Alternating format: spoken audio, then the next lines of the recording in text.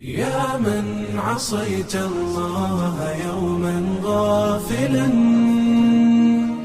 أنسيت أن الله قد أعطاك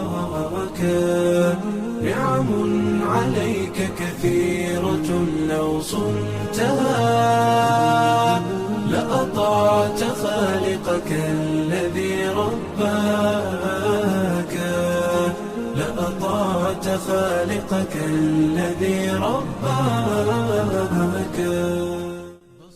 Chers frères et sœurs musulmans, Assalamu alaikum wa rahmatullahi ta'ala wa barakatuh. Notre émission d'aujourd'hui porte sur les devoirs du mukallaf. La première chose que notre Seigneur exige à la personne qui atteint l'âge de la puberté est la croyance. Et ensuite, elle doit avoir des connaissances qui lui permettront de bien exécuter ce qu'on appelle Fara'idul Ayn. Il est également obligatoire pour le pubère de se conformer aux recommandations divines et d'éviter les interdits autant qu'il peut. Il est aussi de ses obligations de toujours demander pardon à Allah tout en respectant les conditions de repentance. Il est aussi une exigence divine pour la personne qui a atteint l'âge de la puberté de préserver les membres de son corps d'engendrer des méfaits qui pourront lui faire subir les punitions du Tout-Puissant. Ses membres sont ses yeux, sa langue, ses oreilles, son ventre, ses bras, ses jambes et son sexe. Elle doit également extirper de son cœur tous les vices qui empêchent la lumière divine d'y pénétrer, tels que l'orgueil, l'hypocrisie, l'envie, la répugnance, etc., etc. Aujourd'hui, nous sommes honorés de voir parmi nous un invité important. Il est versé dans la jurisprudence islamique et il est surtout connu dans les réseaux sociaux par ses enseignements qui continuent de guider les musulmans sur la bonne voie. Son nom est Oustaz Baydambay. Pour gagner du temps, nous allons directement attaquer les questions. Ma première est: quand est-ce que la personne devient mukallaf? Au nom d'Allah, le miséricordieux, le tout miséricordieux, paix et salut sur notre bien-aimé Muhammad sallallahu alayhi wa sallam. Assalamu alaikum wa rahmatullahi ta'ala wa barakatuh. Mes chers consoeurs en islam, en l'occurrence Sokhna Bintou Rasoul, Sokhna Khadija, Sokhna Amina et Sokhna Oumou Kalsoum. Je suis très honoré de partager avec vous ce plateau, de répondre à votre invitation pour discuter de ces questions relatives à la jurisprudence islamique. Merci Sokhna Oumou Kalsoum pour votre question, à savoir qui est le mukallaf. Le mukallaf est un mot arabe qui signifie une personne majeure, que ce soit une femme ou un homme, selon des signes et des caractéristiques bien définies par l'islam. Chaque signe qui apparaît fait de la personne une personne majeure.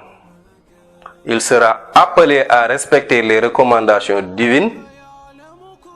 En les respectant, il en sera rétribué. Et en faisant les interdits, il en sera puni. La première caractéristique, le premier signe, il faut qu'elle ait atteint l'âge de la majorité, c'est-à-dire 18 ans. Deuxièmement, il faut qu'elle ait vu naître les poils pubiens. Troisièmement, il faut qu'elle ait vu naître les poils des aisselles. Quatrièmement, si la personne, que ce soit un homme ou une femme, voit en rêve qu'elle est en relation sexuelle avec une autre personne, et qu'elle voit couler du sperme, on dit de cette personne qu'elle est majeure. Cinquièmement, et la dernière, qui est spécifique aux femmes, si elles voient ses règles ou ses menstruations à partir de l'âge de 9 ans, selon la doctrine malikite, on dit de cette personne qu'elle est majeure. Merci, Oustaz. Nous voudrions également savoir ce que c'est Al-Iman. Merci Sokhna Oumou Kalsoum pour votre question. À savoir ce qui est Al-Iman. Al-Iman, c'est la foi qui est constituée essentiellement de 5 composants complémentaires. À savoir, premièrement, la foi en Dieu. Deuxièmement, la foi au prophète. Troisièmement, la foi au livre révélé. Quatrièmement, la foi aux anges. Cinquièmement, et le dernier, la foi au destin. Oustaz, nous aimerions aussi savoir c'est quoi Fara'idul Ayn. Merci Sokhna Amina pour votre question. À savoir, c'est quoi les Fara'idul Ayn? Le Fardu Ayn, c'est toute obligation religieuse individuelle que nul ne peut faire à la place d'autrui, comme la prière obligatoire, comme le pèlerinage, comme la purification ou comme la zakat. Merci beaucoup, Oustaz. Ma deuxième question est la suivante. Quelles sont les conditions de repentance? Merci Sokhna Amina pour votre question. À savoir, quelles sont les conditions du repentir sincère. Le repentir est une action religieuse obligatoire pour tout musulman pour se faire pardonner de ses mauvais actes. Toutefois, il faut rappeler qu'il doit réunir 3 conditions pour qu'il soit accepté. Premièrement, il faut que la personne abandonne l'acte commis automatiquement. Deuxièmement, il faut qu'elle ait un sentiment de regret envers ce péché. Troisièmement, il faut qu'elle ait la ferme intention de ne plus commettre cet acte. Oustaz, pouvez-vous nous citer les interdits pour chacun des 7 membres du corps auxquels nous faisions allusion tout à l'heure? Merci Sokhna Bint Rassoul pour votre question. Cependant, il faut rappeler que tout musulman doit avoir un contrôle constant sur ses 7 membres, car chaque membre est en face à chacune des 7 portes de l'enfer.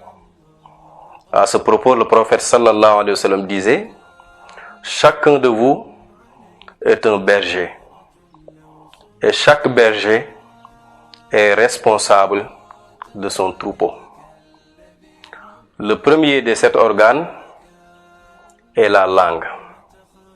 Avec la langue, il ne faut jamais médire. Il ne faut jamais parler du mal d'autrui. Deuxièmement, ce sont les yeux. Avec les yeux, il ne faut jamais regarder une femme qui nous est étrangère en recherchant le plaisir. Il ne faut jamais regarder un musulman en un regard qui affiche de la moquerie ou de la haine. Troisièmement, les pieds. Il ne faut jamais se diriger vers des sultans, des chefs injustes. Car le prophète disait: si un musulman se dirige vers un riche injuste avec de l'humilité, qu'il sache qu'il ait perdu les 2/3 de sa religion. Quatrièmement, les 2 mains. Il ne faut jamais frapper un musulman avec ses 2 mains. Il ne faut jamais écrire ce dont on n'aimerait pas prononcer avec notre langue. Cinquièmement, le ventre. Il ne faut jamais manger du haram. Il faut toujours chercher à utiliser des halal. Il ne faut jamais utiliser ce qu'on appelle l'usure. Sixièmement, c'est le sexe. Il ne faut jamais pratiquer de l'adultère ou tout autre acte sexuel de contre nature, comme le liwat. Septièmement, et le dernier, ce sont les oreilles. Il ne faut jamais écouter de la médisance, car celui qui écoute les médisances, il aura le même péché que celui qui médit. Il aura le même péché que celui qui commet l'acte de médisance. Oustaz, comment purifier notre cœur et comment le protéger de ses vices? Merci Sokhna Khadija pour votre question concernant la purification du cœur.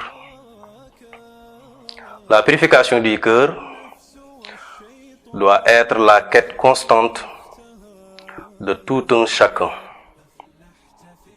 C'est le cœur qui anoblit toutes nos actions.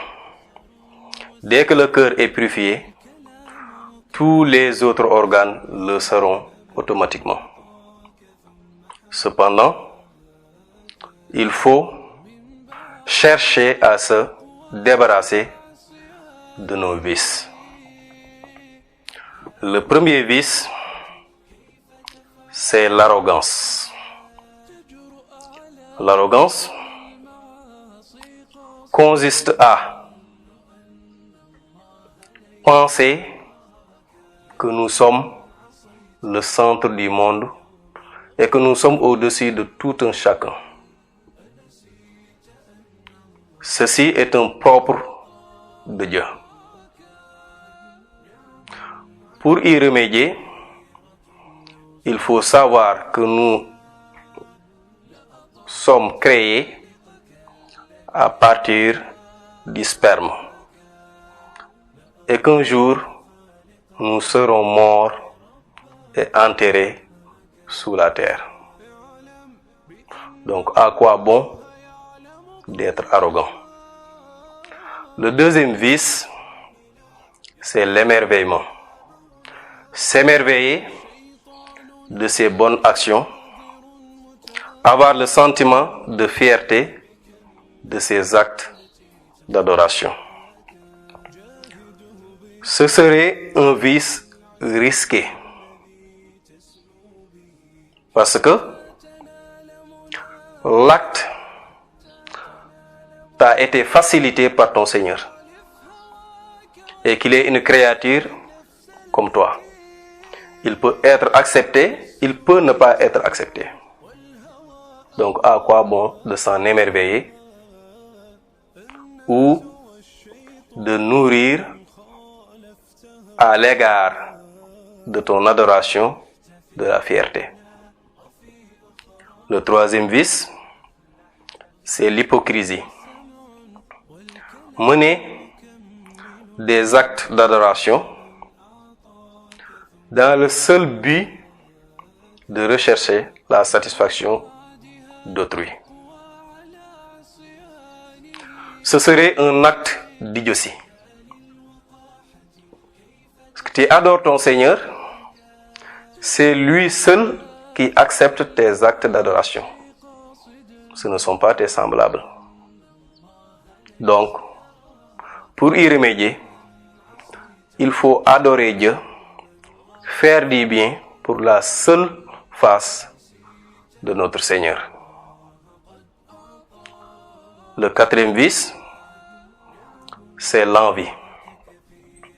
C'est le vouloir, l'intention que le musulman perde ses avantages ou ses biens.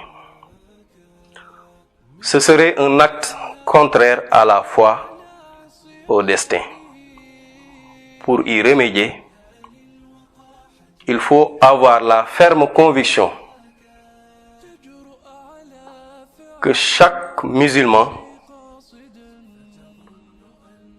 a des avantages ou des biens qui lui étaient précédemment prédestinés. Oustaz, nous vous remercions infiniment des éclaircissements que vous nous avez apportés sur des points importants concernant le thème de notre émission d'aujourd'hui. Alors, chers frères et sœurs, rappelons que nous parlions des devoirs de Mukallaf.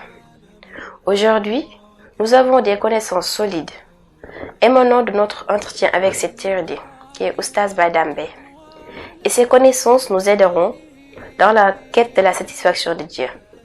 Merci Sokhna Amina. Merci également à mes consoeurs Sokhna Bint Rasoul, Sokhna Khadija et Sokhna Oumou Kalsoum d'avoir partagé avec vous ce plateau pour répondre aux questions relatives à la religion musulmane. Merci et à une prochaine séance. Cette émission vous a été présentée par Kalsoum, Bint Rasoul, Khadija, Amina. Assalamu alaikum wa rahmatullahi ta'ala wa barakatuh.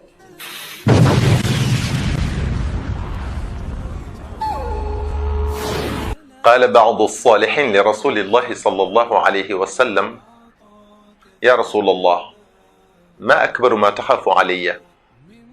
فأخذ عليه الصلاة والسلام بلسان نفسه ثم قال: هذا.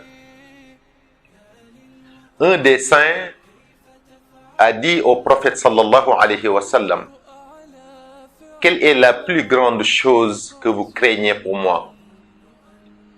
Le prophète sallallahu alayhi wa sallam tient sa propre langue et a ensuite dit ceci: وروي أن ابن آدم إذا أصبح بكرت الأعضاء كلها إلى اللسان وقلنا ننشدك الله أن تستقيم إن استقمت استقمنا وإن اعوججت اعوججنا. Il est rapporté que lorsque la personne se réveille tôt le matin, tous les membres de son corps disent à la langue: nous prions Dieu pour que tu sois droite. Si tu es droite, nous serons droits. Si tu es perverti, nous serons pervers. اعلم بأن الله يعلم كل ما